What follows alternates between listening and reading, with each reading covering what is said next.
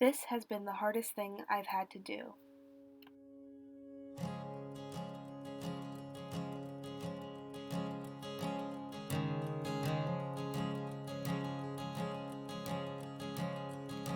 It's the loudest sound when the heart knows what it wants and makes it known. So I'm leaving this town, 'cause it's the season that changes all things into gold. But who am I to leave where I'm from, when the rear view facing west holds all I love? And before me is October, where I might become my own fall, but might never know my cards till I call. Deep in the lion's den, I've noticed autumn holds a difference in the east. It's made up of different reds. Oh, that color's bold, but just a lonely shade of dream. But who is I to leave where I'm from, when the rear view facing west held all I love? And before me was October, where I might become my own fall, but might never know my cards till I call.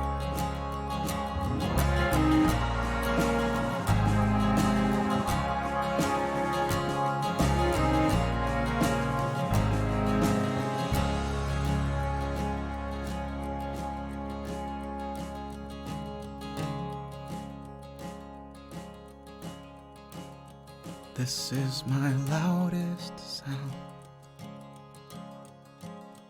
and it's meant for no one but my loved ones in the West. I'll aim to make you proud on a southern stage lit by the lights, doing what I do best.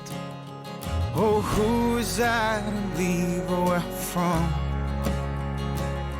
when the rear view facing west held all I loved?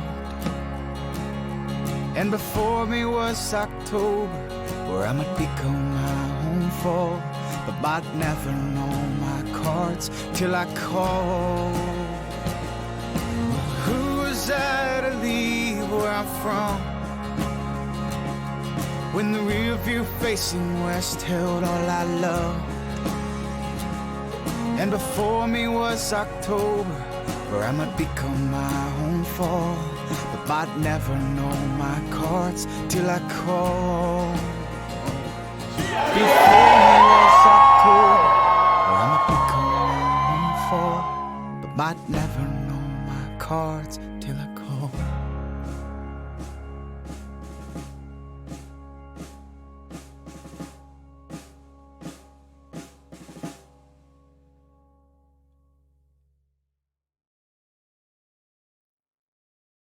This is the hardest thing I've had to do. I've had to go completely out of my comfort zone and element, fly across the Atlantic Ocean and 4,432 miles away from everyone and everything I know and love.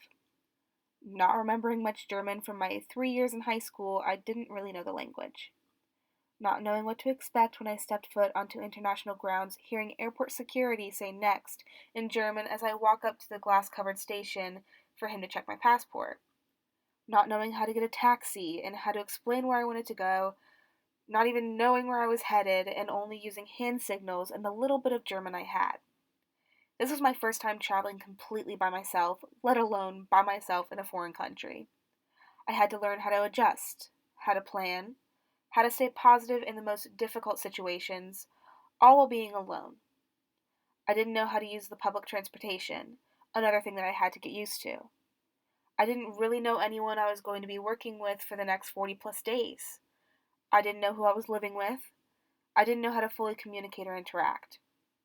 not being able to text anyone in the States until literally 3 p.m. Berlin time because everyone is human and needs sleep. Thank you to my dad for never sleeping while I went through tons and tons of messages through Facebook, repeatedly saying, I can't do this, or can't I just go home? There have been many, many tears and very many memories that have already been made, and it's only day 6 as I'm jotting this down in my notes section of my laptop. Once I got Wi Fi, I started watching travel videos to hopefully boost my love of travel I knew I had, which was why I did this program in the first place. I had watched one about how to travel on a budget. Alex Chintomo spoke about how she thinks everyone needs to travel. You acquire such a knowledge of the world and you get out of your little bubble. Well, right now I feel like I'm so far out of my bubble I think it popped. I can't even tell you how much this trip has completely turned me upside down and inside out, but it is definitely an experience I will never forget and one I'm sure I'll be talking about for years to come. So, to end this long and winded speech about how I've struggled and learned from my experiences, and before I tell you what I have now acquired as I look back, I leave you with this. If you never go, you will never know. Number 1. Depending solely on yourself. According to popular belief, when you travel alone, you do have to depend fully on yourself. This I thought would be so easy. I'm very much an independent person and I have grown to enjoy my time alone. But traveling more than just a couple 100 miles away with no one else definitely changes things. You don't realize how much a person has influence on you. You don't realize how much emphasis you put on yourself from other people's opinions. So many times I found myself asking others from the States, my friends and family, what I should do about a certain situation I had to solve by myself. I felt bad when I didn't do what they said, or I did end up doing it, but it made me feel worse. Finally, in the end, I made my own decisions, and in turn, that made me feel happier about my actions, because in reality, I am the only one who knows specifically what I am personally going through, and I needed to be the one to make the final decision, not someone else. Number 2, being your unapologetic self. When you go into a crowd of people and don't know anyone, what do you have to lose when being yourself? I'll answer that one for you. Nothing. You have nothing to lose. This lesson I still struggle with on an everyday basis, no matter who I'm with or where I am. When no one knows you, it's your chance to be the person you have always wanted to be. For me, that person would be confident, strong, kind, confrontational yet a listener, accepting, creative, and fearless. Some of these things I already am. Some I wish I was. Every time I meet someone new, I think about who I want to be. And the answer is all of these things I just said. But that normally never happens. Having this opportunity to meet new people and become those characteristics I want to be, and yet again not applying them to my personality, has made me think extra hard about how I can change that, how I can make these words become a part of me naturally. This is a lesson I am still fully working on. Number 3, reassessing your life. When you are alone, you have time to think. And when you have time to think, you have time to ask yourself questions and reflect. My reflection is this: you are never wasting time when you are experiencing something new. This was hard for me to accept at first. Throughout my time in Berlin, I felt like I might be wasting money or spending too much on random things, or even things I had to pay for but felt bad doing so. I have never been a money oriented person. I've always been a go with the flow, a let's figure this out later and go and explore type of person. For this trip, that was not the case. Maybe it was because when you're traveling with others, you aren't the only one spending money, but when you are alone, you see the cash falling out of your wallet and going down the drain. Some might say. In this reflection, I realized that the money I spent on this trip was not a waste. It was not a reason to feel like I am bad with money or that I can't handle traveling again. Instead, it is more of a reason to go out and have an adventure, experience something you haven't before, create memories, and to be able to look at pictures 10 years from now and think, wow, I can't believe I did that and exceeded and had fun. Number 4, overcoming the fear of being alone. Again, the alone thing. Even if you feel like you're fine when you're alone, you don't mind eating by yourself or having a relaxing self care day, that doesn't mean that you're ready for this level of being alone. As I said, I totally thought I could handle it, but I did struggle. Not knowing the city you are in and not knowing how to get around makes it really hard. Even when you have new people to hang out with, it sometimes feels different. When you aren't with your core group, you don't have your go to thing yet. You're still trying to feel comfortable where you have made camp for the days you will be away. Throughout this experience, I had to remind myself that I can enjoy some peace and quiet. I didn't always have to feel like I had to go out. I didn't have to socialize if I didn't want to.